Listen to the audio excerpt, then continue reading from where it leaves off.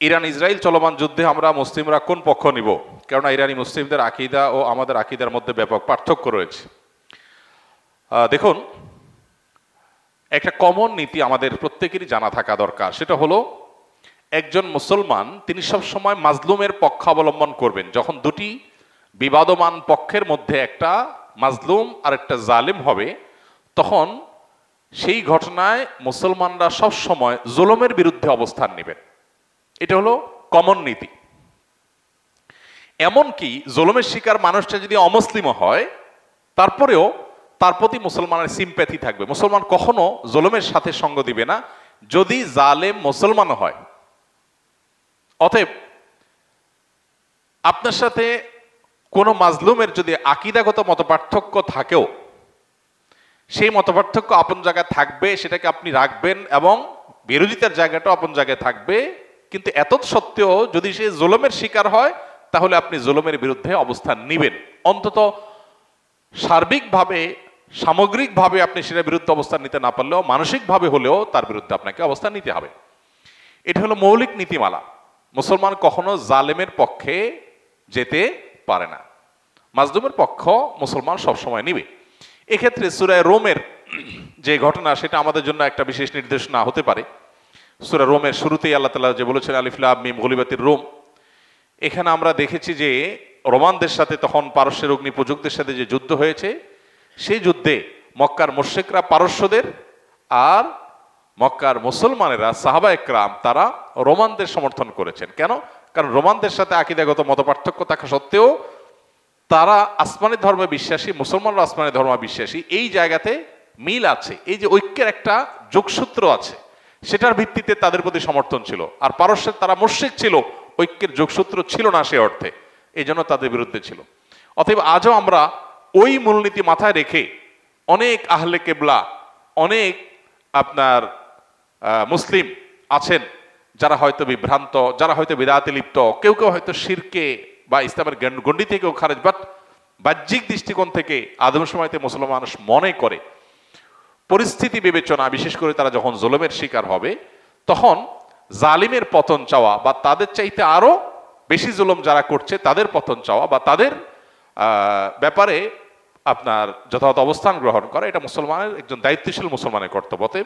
সে stand বা সে অবস্থানটা আমাদের এক্ষেত্রে হতে পারে।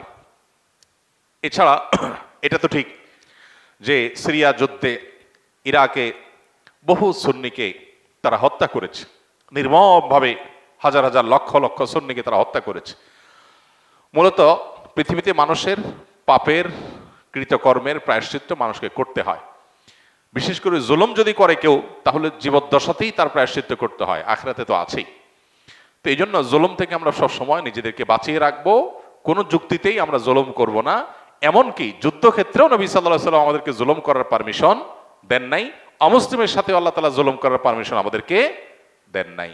অতএব যেই জুলুম আল্লাহ নিজের জন্য হারাম করেছেন, হাদিসে কুদসিতে আল্লাহ বলেছেন, ইন্নী হারামতু যুলমা আলা নাফসি, হে আমার বান্দারা তোমরা জেনে রাখো আমি নিজের প্রতি নিজে জুলুমকে হারাম করে রেখেছি, ফালা তাযালামু, অতএব তোমরা একে অন্যের প্রতি জুলুম করিও না। এটা আল্লাহর কথা, হাদিসে কুদসি তিনি বলেছেন। সো জুলুম থেকে আমরা হাজার মাইল দূরে থাকবো, আমার দ্বারা যেন কারোর প্রতি অবিচার না হয়। কারণ জুলুমের পক্ষে যারা থাকবে তাদের পতন অনিবার্য, আজ হোক আর দুদিন পরে হোক। মসজিদে না গিয়ে ঘরে 5 ওয়াক্ত নামাজ নিয়মিত পড়লে কি কাফের হয়ে যেতে হবে? বিস্তারিত জানতে চাই। যদি কেউ নামাজ নিয়মিত পড়েন, তিনি কাফের হবেন না ইনশাআল্লাহ। নামাজ তরক করার কারণে যে সমস্ত উলামা ইকরাম কাফের হওয়ার কথা বলেন, তাদের মতেও কাফের হবেন না। তবে হ্যাঁ, নিয়মিত যদি জামাত তরক করে সেটা ভয়াবহ, সেটা ওয়াজিব তরক করার মতো বিষয়। এবং ওই যে মুসলিমদের জামাতের সাথে থাকা, এই জন্য মূল জামাতের সাথে অংশগ্রহণ করে নামাজ পড়তে হবে। এমনকি মসজিদে ইমাম সাহেব বা মসজিদের লোকজন যদি কিছুটা বেদাতেও লিপ্ত থাকে, ইসলামের গণ্ডিতে খারিজ নাও হয়, বিকল্প পথ না থাকলেও জামাতের সাথেই মসজিদে হাজির হয়ে জামাতে নামাজ পড়া উচিত। হাজ্জাজ ইবনে ইউসুফ জালেম ছিল, তারপরও তার সাথে কিন্তু সাহাবা একরাম তার পিছনে নামাজ পড়েছেন। এবছরের হজ ব্যবস্থাপনার অনেকে প্রশংসা করেছেন। আপনার অভিজ্ঞতা এবং আগামী বছর যারা হজে যাবেন তাদের উদ্দেশ্যে কিছু বলবেন। আলহামদুলিল্লাহ, এটা সত্য যে এবছর সৌদি আরবের কর্তৃপক্ষ তাদের হজ ব্যবস্থাপনাকে তারা অন্য যে কোনো বছরের চাইতে ভালো করেছে। এটা সত্য, আমার চোখেও সেটি ধরা পড়েছে। এমনকি হজের যে দুইটা পার্ট, বাংলাদেশ পার্ট, সৌদি আরব পার্ট, উভয় পার্টের ব্যবস্থাপনাই বেশ ভালো ছিল। বাংলাদেশ পার্টির ব্যবস্থাপনা অবশ্য বেশ কয়েক বছর ধরেই ভালো হচ্ছে। বিগত আমলের শেষের দিকে এসে হজ ব্যবস্থাপনা তুলনামূলকভাবে ভালো হয়েছে, যার কারণে একসময় প্রচুর পরিমাণে মানুষ হজের টাকা জমা দিয়ে প্রতারিত হতো, যেতে পারতো না, হজ ক্যাম্পে গিয়ে কান্নাকাটি করে ফিরে আসতে হতো। এই দৃশ্যগুলো আর এখন দেখা যায় না বেশ কয়েক বছর যাবত। এটা ভালো। তো তার মধ্যে আবার এই বছর আলহামদুলিল্লাহ তুলনামূলকভাবে হাজিদের হয়রানি অথবা পেরেশানি তুলনামূলকভাবে কম হয়েছে বিগত বছরগুলোর সাথে কম্পেয়ার করলে। আর সৌদি আরবের পার্ট যেটা, ওখানকার যে হজের কার্যক্রম, সেটা আলহামদুলিল্লাহ সৌদি সরকার তুলনামূলকভাবে বিগত যে কোনো বছরের চাইতে বছর খুব ভালোভাবে হ্যান্ডেল করেছে, যার কারণে ভোগান্তি কম হয়েছে।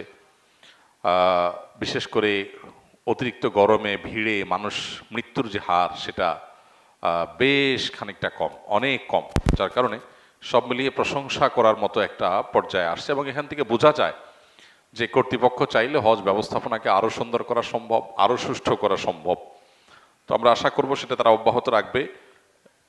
এবং হজ যদিও কষ্টকর একটা সফর, তারপরও এটা যেন তুলনামূলকভাবে মানুষের জন্য কম কষ্টের হয়, তুলনামূলকভাবে মানুষের জন্য যেন সহনীয় হয়, সেই জন্য তারা যথাযথ ব্যবস্থা গ্রহণ করবেন। তারা আন্তরিক হলে এবং সিরিয়াস হলে আসলে আরও অনেক ডেভেলপমেন্ট করা সম্ভব। আল্লাহ তাদেরকে সেই তৌফিক দান করুক, আমরা দোয়া করি। এবং সামনের বছর যারা যাবেন বা অন্য যে কোনো বছর যারা হজে যাবেন, আমার পরামর্শ হলো যে জীবনে যখনই হজে যাওয়ার তৌফিক হবে ইনশাআল্লাহ, হজে যাওয়ার আগে যথাযথভাবে বারবার একাধিকবার প্রশিক্ষণ নেবেন।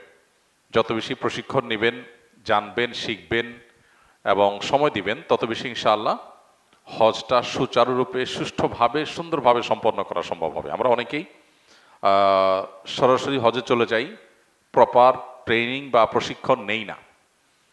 এর ফলে যেটা হয় যে দুঃখ নিয়ে আমাদেরকে ফিরে আসতে হয়, কারণ দেখা যায় বড় বড় মেজর মেজর ভুল করে আমরা চলে আসি।